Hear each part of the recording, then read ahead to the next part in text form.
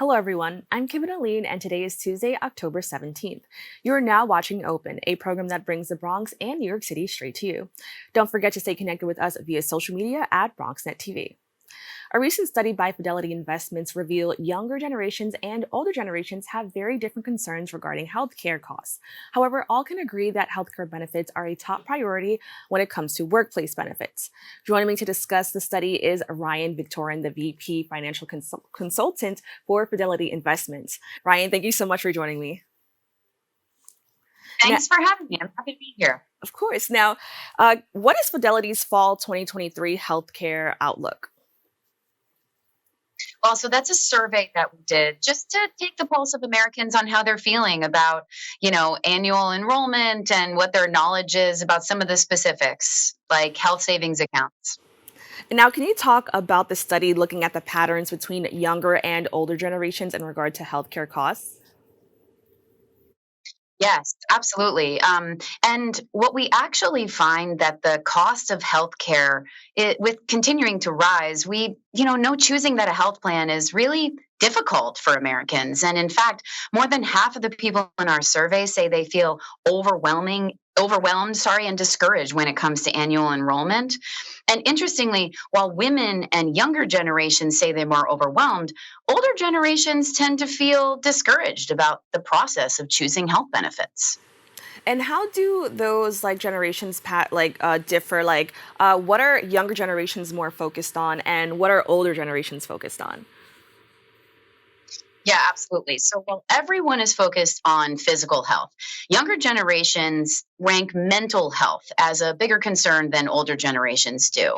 Versus our study found that 1 in 5 boomers say affording healthcare in retirement is a top concern, which makes total sense given that the average retiree could spend more than $150,000 on healthcare in retirement. And then when it comes to women, longevity always comes into play, which is why the average woman will spend even more than that in retirement.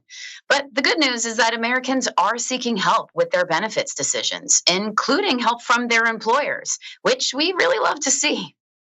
Now, what inspired your organization to actually explore this? I think the more that we can understand how Americans are feeling and what is most important to them, the more that we can help employers and shape their benefits, and the more that we can try to help our clients and customers. Now, it seems lately that both generations are very polarizing sides, right? It's just one generation's on the other end and then another generation's on the other end, but they both agree that workplace, health benefits at the workplace are very, very important. Why do you think we're seeing this commonality, even between these two very different generations?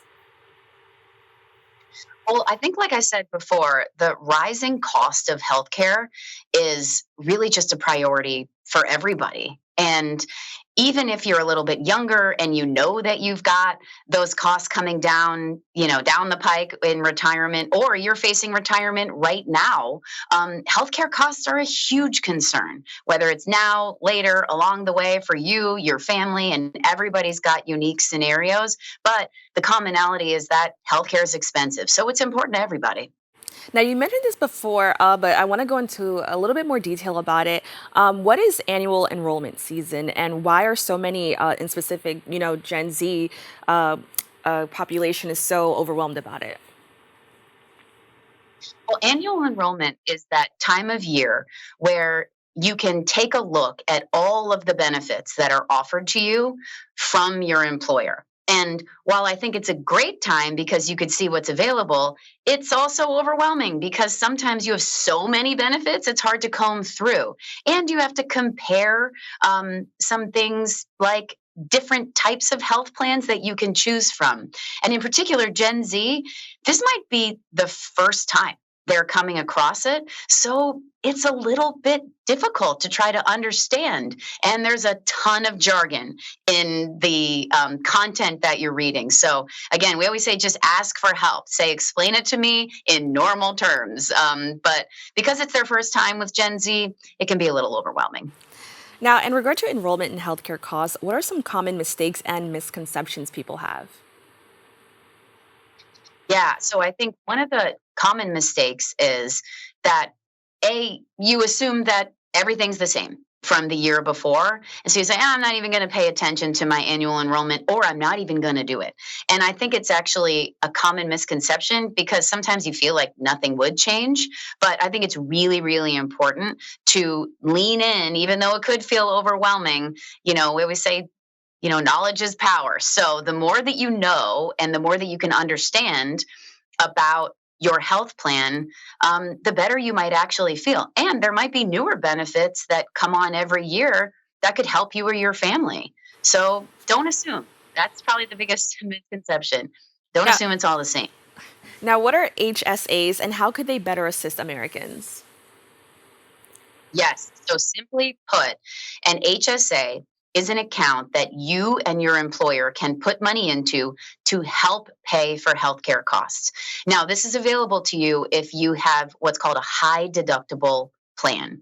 And what most people don't realize is that HSAs have several distinct federal tax advantages. And at Fidelity, we like to call this the triple tax advantage. So the first one is the money you put in, also known as your contributions, go in pre tax. The second one is you can use that account to pay for qualified medical costs tax free.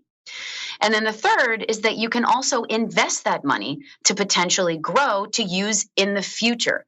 And all of that growth is also tax free, assuming it's used for those qualified medical expenses. But I also want you to remember this account is always yours. It's not tied to the job that you have, and your funds never expire. And HSAs are an important part of your overall financial plan. And we know there's a strong link between health and financial well being. And so our job is to help you figure out where it fits. Now, how could parents or even schools better prepare kids and teens about healthcare, especially since we mentioned that, for a lot of people, it's the first time they're seeing this? So, what are some ways they can better prepare?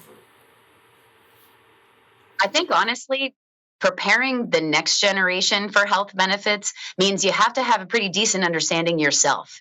And so the more you can lean in, the more you can learn about it, talk to HR, talk to your colleagues at work, and you can go online and find some resources. So the more knowledge you have, the better you can prepare the next generation.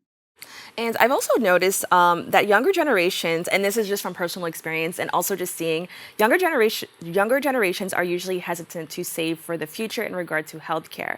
What are some benefits of beginning to save earlier in life?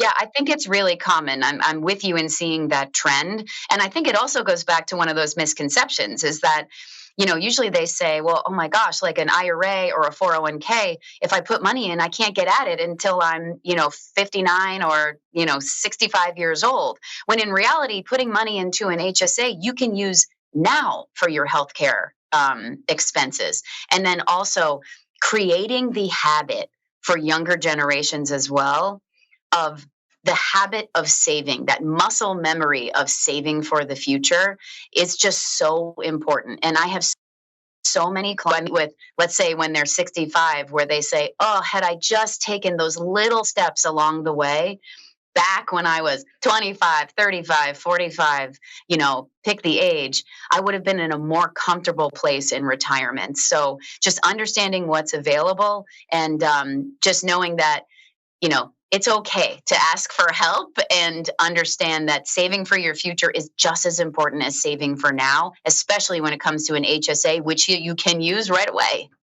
Thank you so much for clarifying that. Because, yeah, that's something that I feel people even debate about, like, oh, I don't need to do this now.